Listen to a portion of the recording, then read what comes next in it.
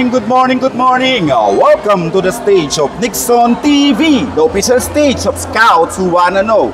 Narito po tayo ngayon sa Ocean Park para po sa Kid, Cub, Sped Scouts Pasig Club sa Ocean Park.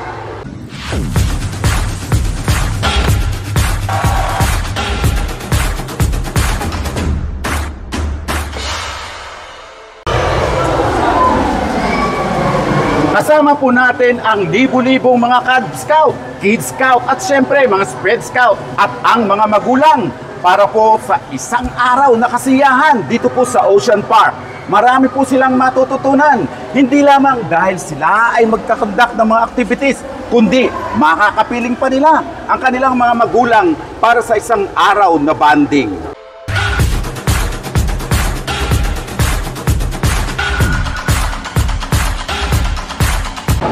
Okay, kasama naman po natin ang mga Cub Scout ng Juan Luna Elementary School. Narito po tayo ngayon sa loob ng Oceanarium. At syempre, kasama natin ang makukulit pero magagaling na mga Scouts. Okay, good morning sa inyo!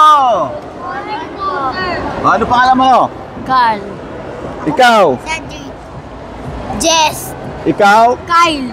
Okay, mga Scouts, enjoy ba kayo? Opo. Saan na kayo nakapunta? Ocean po, tsaka po Saan? ano po sa may mga bird. Sa creepy Oh, di ba kayo natakot sa mga creepy crawlies? Sa mga po. O ano ang nakita mo? Ano na mga nakita mo? Sa may sila yun. Ba't diyan ka nakaharap? Sa akin ka humarap? Ano? Sila yun, tsaka Mga isda. ako, tsaka O ikaw? ano po, mga hayop po na iba't ibang hayop, mga ahas, yung mga... Wow, okay. Teka muna, sino mga kasama nyo dito? Mga nanay nyo? Opo, tsaka po mga teacher. O ikaw? Sino teacher no? Ma'am Clemente po, wala po dito. Sino kasama yung leader ng school? Si Ma'am Soto po, alam po yung leader namin. Tsaka Si Ma'am Soto. Okay. Alas 6 ng umaga nang magsimulang magtipon-tipon ang mga Cub, Kid at Sped Scouts, mga magulang o guardian at mga scout leaders at ilang mga invited guests para sa pagsisimula ng Parent and Son Pasig Club sa Manila Ocean Park. Nagmistulang camping ground ang nasabing atraksyon dahil sa dami ng mga uniformadong scouts kasama ang kanilang mga leaders galing sa 6 na distrito ng Manila. Bawat isa sa mga scouts ay tuwang-tuwa, lalo na sa mga hindi pa naranasang makapamasyal sa Ocean Park. Ito ang pagkakataon nila na makapunta sa kilalang park at makita ang mga atraksyon dito tulad ng mga lamang dagat.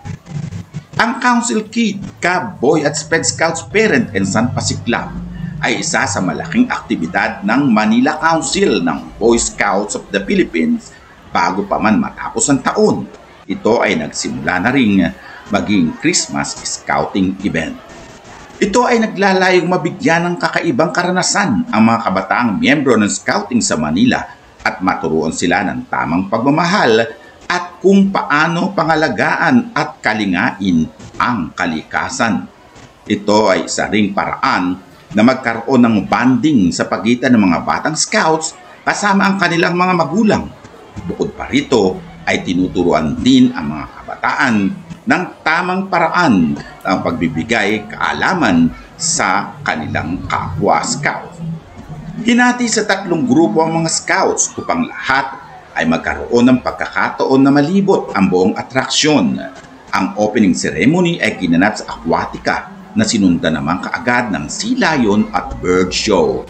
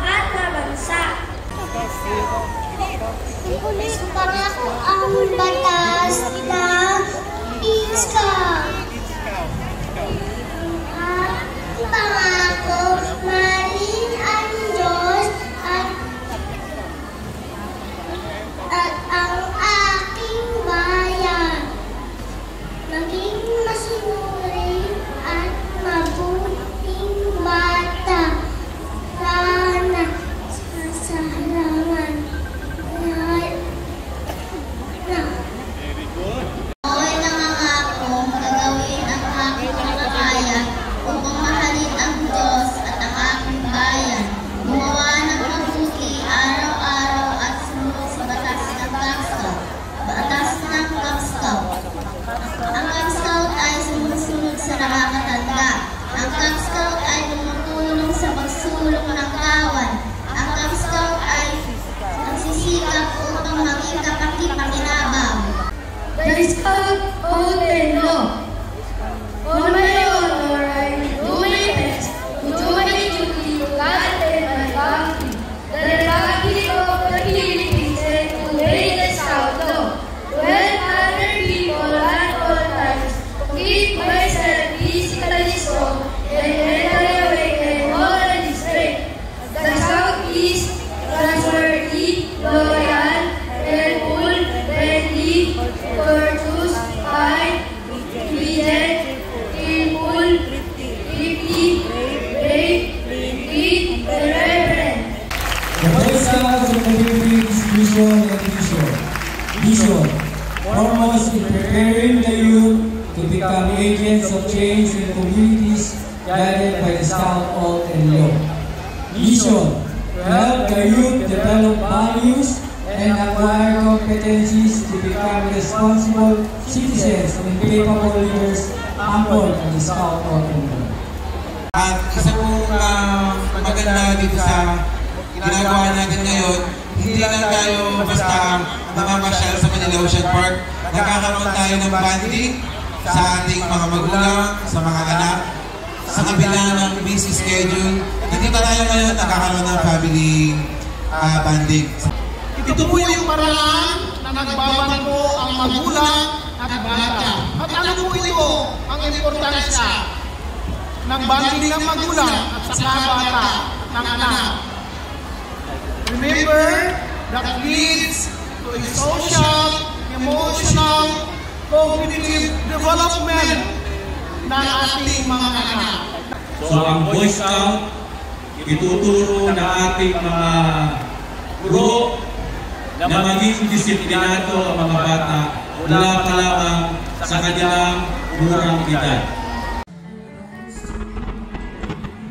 Isa sa pinaka-highlight ng opening ceremony ay ang presentasyon ng mga nagsipagwagi sa patimpalak na isinagawa ng Manila Council tulad ng Idol ko si Ma'am, That's My Cub at ang Parent and Son Contest. Marami ang naaliw sa pinamalas na galing, hindi lamang ng mga scouts kundi maging ng kanilang mga guro at magulang. Okay, kasama po natin ngayon si Ginoong Jeremy Trasca. Siya po ang Council Scout Executive ng Manila. Magkasinabing Manila Council, kami ang una sa scouting. Good morning, sir. Ayan, nagkita na naman po tayo sa isang napakalaking activity ng Manila Council. Di po ako makapaniwala dahil kanina po punong-puno doon sa entrance, di po ako makakilos. Okay, sir, matanong kita, ano po ba ang activity ngayon na nagaganap? Alam mo, Sir Nixon, ito yung ating maagang pamaskong activity. Wow, okay. Ito ay composition ng ating mga maliliit na Kid Scout, Cub Scout, Boy Scout, at sinama na rin natin dito ang mga special scout natin. Oh, kasi ang Manila Council merong SPED Scouting. So yung mga SPED Scouts na active pa, inibitahan namin, why don't you join us? So ito ay Kid, Cub, Boy, and SPED Scout. Okay, meron din po mga SPED dito. Sir, ano po ang gagawin nila ngayon dito po sa Ocean Park? Ito po ay very, very unique dahil talagang ngayon po ay nandito ang mga bata sa Ocean Park. Ang premier, syempre, sasabihin natin na park dito sa Manila. We've been doing this maraming taon na nakalipas. So this is not the first time? Hindi po. Maraming taon na ginagawa natin to in partnership with Manila Ocean Park. Ang showcase ngayon dito, ipakita sa mga scouts natin ano meron under the sea. Kaya pagpunta nila doon sa loob mamaya, makikita nila yung mga iba't ibang uri ng isda. Okay. Yan. So, okay. Ang ating objective talaga, we get away from the classroom. Ito ang tingnan ninyo. We come here to see what is the sea can offer us. Correct. Yung mga nasa libro, makikita na nila what's talaga. What's the best under the sea? At yan hindi nakikita kung saan-saan. Dito lang sa Manila Ocean. Okay, syempre magtatagumpay ba naman ang isang event na katulad dito kung wala po ang mga magulang na katulad ng nasa harap natin. Good morning po. Good morning po! Ayan, ma'am, baka pwede i-introduce nyo ang inyong mga sarili. Ako po si Vance Gapi. Isa akong support din ako sa talagang Boy Scout kasi kami ay isang mga robber. At meron kami mga Boy Scout dito, sir. Ayan, ito po yung mga anak ninyo. Opo, ayan. Ayan, ma'am, kayo po. Hi po, good morning. I'm Gemma Magdaraog po at ito pang anak ko, Rich Nathaniel Malayo po. Hi, good morning po. I'm Jairus Enriquez. Yung anak ko nandun, Girl Scout po. Bale, since kinder pa yung anak ko, Girl Scout na rin po talaga. Okay, ma'am. Bakit po kayo ganun kasuporta sa scouting? Ayan. Syempre kasi, start po talaga yan na kung paano madidiscipline yung mga bata, tapos kung paano sila mag-approach sa mga tao. Kung, halimbawa, kagaya ng ito, sa mga event na to, talagang nakasuporta talaga lahat. Bakit naman kayo, pati kayo naki-robber na rin? Robber Scout po talaga kami. Marami kaming pinagdaanan bago kami naging robber. Okay. So, nakasama ba kayo sa robber mode? Yes po, sir. Ba't di ko kayo nakita? Nandun kami, sir. Ang dami namin. Wala. Di, actually, nung nandun kayo sa may harapan, kayo ba yung kasama sa harapan yung nag-yell sa harapan yung Manila Council? Ano po, nandun po kami sa may likod. Sa may likuran. Kasi yung teacher po muna bago kami. Okay. Pero siguro nahagip din kayo nung camera. Siguro naman. Anyway, kayo po, hanggang kailan po kayo susuporta sa scouting? Hanggat merong scout. Hanggat may scout.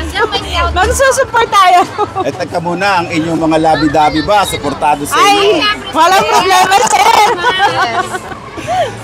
Ito po, tulad po, meron itong mga activities. Kung halimbawa mga activities po ng mga robbers, nandun din po talaga. Yes po. Always po. Talagang wala pong kawala sa ating mga mahal na nanay ang scouting. Katulad niya ng ginawa nila, nakijoin na rin at naging Robber Scouts. Nako, congratulations po mga ma'am sa inyo pong suporta. Thank you very much po. Ayan, kasama naman po natin si Ma'am Sam. Ayan, at katulad ng karamihan at syempre enjoy na enjoy din hindi dahil sa palabas, kundi nakikita niya ang maraming mga kabataang narito ngayon sa Ocean Park. Good morning, ma'am. Good morning. Ma'am, isa lang ang tanong ko, ano po masasabi niyo ngayon sa nagaganap na aktibidad dito sa Ocean Park? Masaya kasi nakakamiss talaga to eh. Tuwing may gaganapin yung Boy Scout ditong event, hindi kami nawawala. Wow, so talaga. Natigil siya nung pandemic, kasi Correct. ngayon na bumalik. Talagang suportado po kayo. Ano po ba kayo sa Juan Luna? Anak po nito. Pero very supportive po sa Supportive po, scouting. pagdating sa Kayo po ba sumasama na rin sa ibang mga scouting activities bukod po dito? Yes po, Robber Scouting. Okay, at syempre nga sa sinasabi nila kapag mayroong malaking scout gathering, mayroong nangunguna. At ang nangunguna ngayon ay walang iba kundi ang Juan Luna Elementary School. Yes, sir. Ayan, kasama po natin ang dalawang magagaling na scout leaders sa Juan Luna. Siya po ay sina Ma'am Lisel Soto at syempre si Ginang Susan Custodio. Si Ginang Susan Custodio po ay Robber Commissioner ng District 4 at syempre Master Teacher. Si Ma'am naman po ay isa ring Scout Coordinator. Pareho po silang magaling. Good morning po. Good morning, sir. Ma'am, yumayanig po itong Ocean Park dahil sa dami ng mga kabataan. Pero ang balita ko, number 1 po kayo sa mga maraming pinadala rito. Yes, sir. Ma'am, ano po masasabi niyo doon? Sir, grateful po kami sa support ng mga parents namin and other stakeholders po sa Juan Luna. Okay. So talagang sinuportahan kayo. Ma'am, kayo naman po, ano naman po masasabi niyo doon sa sobrang dami ng inyong pinadala dito? Actually, hindi po namin din in-expect na ganito o dadagsain din po o madaming participant ang sasali po sa aming sa school. Kaya kami po ni Ma'am Susan at ang bumubuo ng Boy Scout ng coordinator ng Juan Luna ay lubos na nagpapasalamat po sa lahat ng mga magulang na sumuporta po dito sa big event ng Boy Scout. Ma'am, kumbaga, talagang kasama na po dito yung mga magulang. So, ibig sabihin, dodoblehin po natin ang bilang o numero ng mga ng mga umattend ngayong araw na to? Yes po sir, with the support po ng kanilang mga relatives, kaya talagang natuwa kami kasi yung positive na pagtanggap nila sa scouting activity. Grateful kami doon. Oh.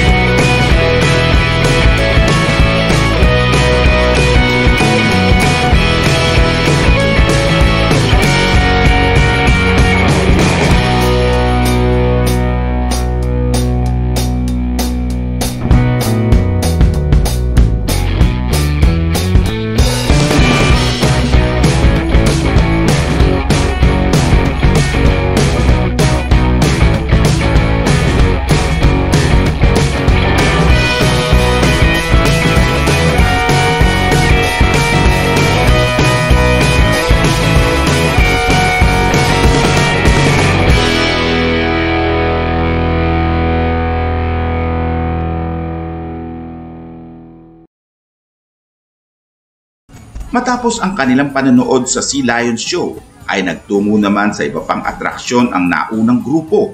At dito nga ay namangha sila sa mga lamang dagat na kanilang nasaksihan kasama ang kanilang mga magulang. Hindi magkamayaw sa saya ang mga kabataang scouts sapagkat bumulaga sa kanila ang kakaibang tanawin na sa libro o sa mga pelikula at telebisyon lamang nila nakikita. Maraming mga magulang ang natuwa sapagkat sa maliksing panahon ay nakapiling nila ang kanilang mga anak at nakita kung paano inaarugan ng mga scout leaders ang kanilang mga anak na scouts. Ilang oras pa natapos ang kanilang kakaibang jamboree. Dito ay namulat ang mga kabataan sa kahalagahan ng pagmamahal sa kalikasan at sa magulang naman ay nagkaroon ng pagkakataon na maranasan ang ginagawang pagkalinga sa kanilang mga anak ng scouting movement. O sir, magandang umaga po. Sir, ano pong pangalan ninyo, sir? I am Joms de los Reyes. I'm the father of Joe Marion. Dito kami ngayon sa Ocean Park para sa activity ng Cub Scout and Kids Scout. Sir, buti nakasama po kayo. Actually, weekends naman so may time para sa activity ng mga bata. Kasi importante yun eh. Kaya ako, dati nag-boy scout din ako ng mga saan po? Ligarda Elementary School. Sa Ligarda dito po sa may Sampaloc? Yes po. Opo. So talagang suportado niyo po ang scouting ng inyong anak? Siyempre naman kasi kasama yun sa paglaki nila eh. Maraming activity yung tinuturo nito, kagaya ng lalaki to. Ganon din naman sa mga babae, pero as a youth dati, nadaanan ko rin yung mga bagay na yun. So gusto ko rin na-experience. Okay, yan po at kasama natin ngayon si Scout Mark Dan at syempre ang kanyang mabait at very supportive na mami, si Mama Rose. Good morning po. Good morning din po. Good morning. Good morning. Ala, may hiyain pala si Scout Mark. Okay Mark, kumusta ka? Okay lang po. Saan ka nag-aaral? Albert Elementary School. Albert Elementary School. O bakit nandito ka?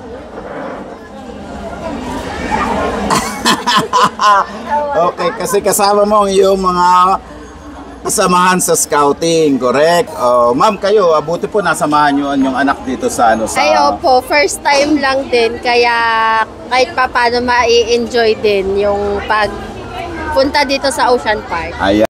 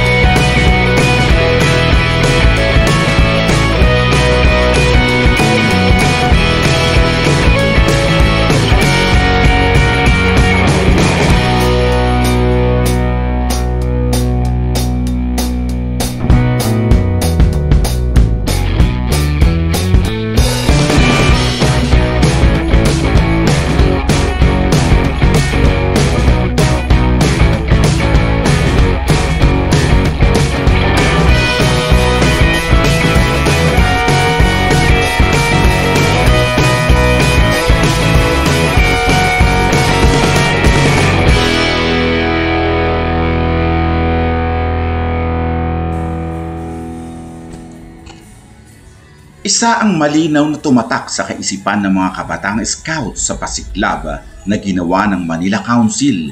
Yan ay kung paano iingatan at pangangalagaan ang kalikasan. Hindi kailanman mabubura sa isipan ng mga kabataang scouts ng Manila ang mga bagay na kanilang ginawa na siyang nagpatalas ng kanilang kaisipan, lalong-lalo na kung paano mahalin ang ating daigdig. Ikaw, ano natutunan mo ngayon sa nakita mo sa mga hayop, sa mga isda? Sana po sa mga taong may alagang hayop, wag po natin pababayaan ng mga hayop. Kasi po may buhay rin po sila. Wow, ang galing sasagot. Congratulations. So, isa sa pinaka-importanting aktibidad ng Manila Council ng Boy Scouts of the Philippines ay ang magkaroon ng tour para sa mga kabataang miyembro nito. Dahil dito, ang mga kabataan ay natuto hindi lamang makipagbanding sa kanilang pamilya, kundi ang magmahal sa kalikasan. Tama ba, boys? Okay.